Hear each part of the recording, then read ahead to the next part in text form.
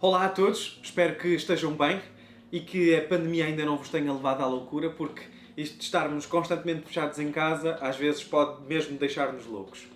Como nós vos tínhamos falado no último vídeo, gostávamos de, aqui na Subud, criar um grupo, um clube de xadrez. E, portanto, hoje decidimos deixar-vos aqui uns minutinhos a falar sobre este famoso jogo de tabuleiro. Portanto, se estás interessado, fica por aí e assim vais conhecer a origem deste jogo, assim como quais são as suas peças e as regras do jogo. Então, as origens deste jogo são um bocadinho controversas, mas acredita-se que o jogo mais antigo do qual o xadrez moderno possa ter origem é um jogo chamado Chaturanga, que os entendidos do xadrez dizem ter começado a existir no século VII na Índia. E então, neste jogo, Chaturanga, qual é a diferença dele para os jogos da altura? É que neste jogo, no Chaturanga, existem diferentes peças com diferentes poderes dentro do jogo. Desde essa altura, o Chaturanga foi viajando pelo território árabe até chegar ao continente europeu e, portanto, sofrendo várias alterações até ao que nós conhecemos hoje como o xadrez moderno. Uma das curiosidades que eu achei muito interessante é que há uma lenda que fala sobre a origem e sobre o próprio Chaturanga, e na altura, como o xadrez tinha umas regras um bocadinho diferentes, os bispos, por exemplo, eles eram não bispos, não membros do clero, mas grandes elefantes, um animal poderoso, principalmente nos territórios da Índia, usado também na guerra. Outra curiosidade é que a rainha não era, na altura, esta personagem, que é a rainha, mas sim um conselheiro do rei, e que estava exatamente na mesma posição que a rainha, o conselheiro que dava conselhos ao rei, e nós podemos ver que na altura das guerras os reis tinham sempre nas cortes, não é? Como nós tínhamos cá em Portugal também, os conselheiros do rei. Portanto, a rainha, nessas regras do jogo, seria não uma rainha, mas um conselheiro do rei. Para os mais desatentos, este jogo, o xadrez, joga-se num tabuleiro quadriculado, formado com linhas e colunas. Aqui na parte de baixo são as letras, portanto A, B, C, como vocês vão poder ver aí no ecrã, e aqui os diferentes números, 1, 2, 3, 4, 5, 6, 7 e 8. Portanto, 8 casas por 8 casas, formando um tabuleiro com 64 casas, 64 quadrados. Ok? Todos eles se organizam de forma alternada entre casas claras, entre quadrados claros e quadrados escuros. Uma informação importante é que sempre que vamos começar um jogo de xadrez, a casa do nosso extremo direito deve ser uma casa branca, como vocês podem ver aqui, e do meu lado também tenho uma casa branca. Quer do meu lado, quer do lado do oponente, temos que ter uma casa branca na nossa extrema direita. Para percebermos como é que as peças funcionam e quais é que são as regras para nós jogarmos com elas, ajuda a entendermos o xadrez como se fosse uma história, um romance histórico em que cada personagem age de determinada maneira. Ok? Começando aqui pelas pontas, temos a torre, que normalmente era usada para defender os castelos, defender as cidades, defender os territórios, as torres altas, e então a característica desta peça é que ela pode apenas andar na horizontal e na vertical, ou seja, pode andar assim e também assim.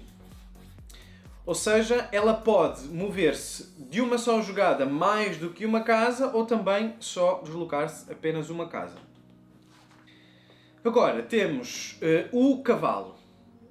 O cavalo é uma peça bastante tática. Antes era um dos principais meios de locomoção, como vocês sabem, no antigamente e na Idade Medieval. E qual é que é a especificidade do cavalo? Ele pode apenas andar num L. Ou seja, ele pode apenas andar uma, duas, três casas de cada vez, mas com esta formação em L. Ok? Portanto, ele daqui pode andar 1, 2, 3 para o lado. Daqui pode andar 1, 2 para o lado. 1, 2 para o lado. Que mais? 1, 2 para o lado. 1, 2 para o lado. 1, 2 para o lado, 1, 2 para o lado, ok? Portanto, temos aqui uma variedade de deslocações de movimentos possíveis, mas sempre com esta característica de 2 casas seguidas e depois uma para um dos lados, ou para a direita ou para a esquerda. Outra coisa interessante sobre o cavalo é que, por exemplo, se nós tivermos as peças dispostas assim, ele é o único que pode passar por cima das peças para chegar à casa para onde se vai deslocar, ok? Ele, por exemplo, ele pode até estar rodeado, estando a casa para onde ele se vai deslocar, finalmente ele pode passar por cima das peças, pode vir para aqui, ou para aqui, ou para aqui, ou para aqui, ou para aqui. Portanto, há sempre para aqui, uma variedade de movimentos em que ele pode usar e é o único que pode passar por cima das peças, ok? Agora, subindo na hierarquia e passando para o bispo, que personagem é esta neste jogo? Então, é um membro do clero. Estamos a subir na hierarquia, a chegar quase ao rei, ok? Portanto, já tem mais algum poder. Já é uma personagem com mais algum poder. Como é que ele se desloca? Temos aqui o nosso bispo. Ele pode sempre deslocar-se na diagonal. Ao contrário da torre, já temos aqui uma especificidade, uma diferença, é que ele pode deslocar-se para todas as diagonais possíveis. Não pode deslocar-se no sentido da torre, para a direita, para a frente e para a esquerda, mas pode andar 2 ou mais casas de uma vez, ou então fazer um movimento curto de apenas uma casa. Portanto, o nosso bispo pode se deslocar livremente nas diagonais, ao contrário, como vimos, do cavalo. Se ele tiver uma peça a bloquear aqui o caminho, ele não pode passar por cima, ok? Ele pode, neste caso, vir para aqui e vir para aqui. Nunca passar por cima de uma peça. Portanto, se for assim, uma peça do adversário, ele não pode, passar por cima, mas neste caso, ele vai ficar com a peça, vai ganhar a peça para o adversário. Uma curiosidade interessante também sobre o bispo é que ele nunca vai poder, estando numa casa escura, começando numa casa escura, ir para uma casa clara. Porquê? Porque as casas escuras, organizadas alternadamente com as casas brancas, as diagonais são sempre casas escuras. Portanto, ele nunca vai poder passar para uma branca. E da mesma forma que o bispo que começa numa casa branca vai andar sempre até ao fim do jogo e até ser capturado para o adversário, andar sempre em casas brancas, ok? Subindo mais um bocadinho na hierarquia, temos a rainha. A rainha é a peça que mais liberdade tem neste jogo. É a peça que se consegue mover com mais facilidade e pronto, temos o rei e ela é mesmo a rainha do jogo. Não sei, há quem diga que é para colmatar a diferença de género e ao contrário do rei, não é? Que é aquele que tem mais poder, a rainha neste jogo é a que tem mais facilidade, é a que tem mais formas de se movimentar, é a que é mais livre no tabuleiro. O rei é precisamente o contrário, é à semelhança do peão, do qual já vou falar, que são estas pecinhas aqui. É a peça que se move com mais dificuldade, mais lentamente e que menos liberdade tem. Ok? A rainha. A rainha, ela pode deslocar-se como a torre. andando nas horizontais e nas verticais, andando uma ou mais casas de uma vez, pode, à semelhança do bispo, andar também nas diagonais uma ou mais casas de uma vez, ok? Ela não pode saltar peças por cima, essa é a única funcionalidade especial do cavalo. Portanto, é a peça que mais mobilidade tem, porque acumula as funções ou as possibilidades de se deslocar no tabuleiro do bispo nas diagonais e também da torre nas horizontais e nas verticais. Okay? Agora, temos, por último, antes de chegar ao peão, os últimos são os primeiros e, portanto, as pessoas mais pequenas vão ser as últimas. Vamos dar mais importância a elas.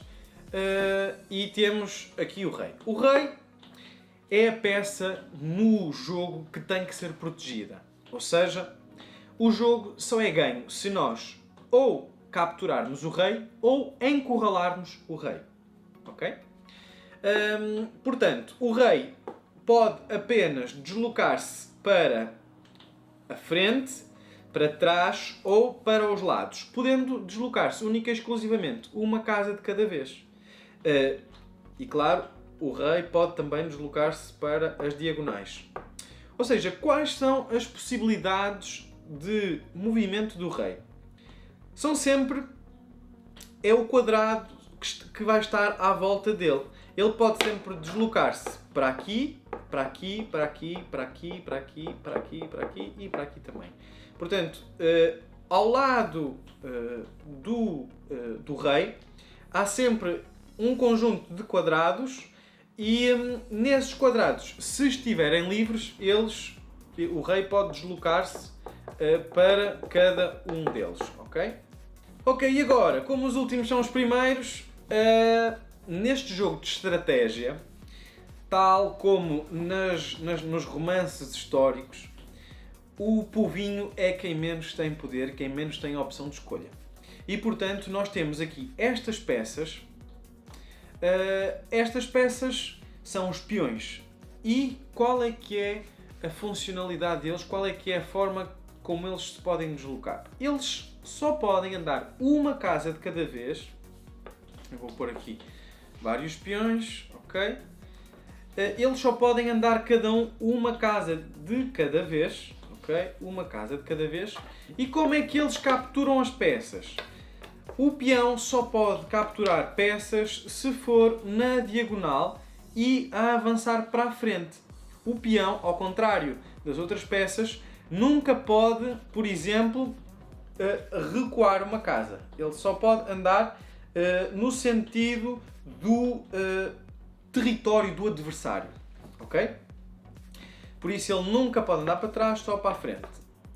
Temos aqui uma particularidade dos peões, é que, como vocês podem ver aqui nesta linha de peões, nesta linha de combatentes da frente, que vão sempre para a frente nas guerras e nas batalhas, na primeira jogada de cada peão, ele vai poder andar duas casas, ok? Mas com a exceção de a primeira jogada. Se este peão, por exemplo, já estando ele aqui, ele não vai poder andar duas casas. Vai única e exclusivamente andar uma de cada vez. Com a exceção, como eu já disse, da primeira jogada, em que ele pode dar um salto de duas casas. Okay? Os peões também não podem comer na diagonal, nem para o lado. Com comer eu digo comer um adversário, não é? Capturar um adversário. Se nós tivermos aqui um peão das peças brancas e um peão das peças escuras, não podemos capturá-lo andando para o lado, nem podemos capturá-lo andando para trás, só podemos capturar se ele estiver na diagonal frontal, ou direita ou esquerda, da peça, capturando assim a peça, ok?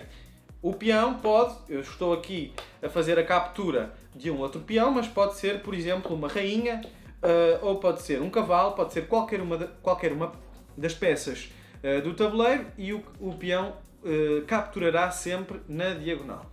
Ok? Então, vocês com estas regras já podem começar um jogo de xadrez. É claro, há muito mais estratégias, há muito mais táticas de jogo que nós poderemos aprender, e se nós começarmos um clube de xadrez aqui na Subud, vocês vão poder aprender muito mais coisas com pessoas que jogam, com mestres de xadrez, que jogam e que vos poderão ensinar todas essas estratégias e táticas. Por isso, continuem connosco, já sabem, nós vamos mandando informação para o Facebook, para o nosso canal, estejam atentos e até breve!